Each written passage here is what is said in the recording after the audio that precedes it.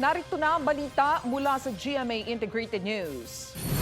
Nakataas ang gale warning sa northern at western seaboards ng northern Luzon. Dahil sa inaasahang malalaking alon, delikadong maglayag ang maliliit na sasakyang pandagat. Ang gale warning ay bunsod ng hanging amihan na magdadala rin ng mga pag-ulan sa northern Luzon ayon sa Pag-asa. Easterlies naman ang nakaapekto sa iba pang bahagi ng bansa. Narito naman ang iba pang balitang binabantayan ng GMA Integrated News. Ilang bahagi ng Panay Island muling nakaranas ng malawakang brownout. NGCP sinabing balik operasyon na ang lahat ng apektadong feeder sa Panay. Sunog na sumiklab sa isang bodega sa Valenzuela kahapon, patuloy pa ring inaapula. At Chief of Operations ng Cotabato CDRRMO patay sa pamamaril.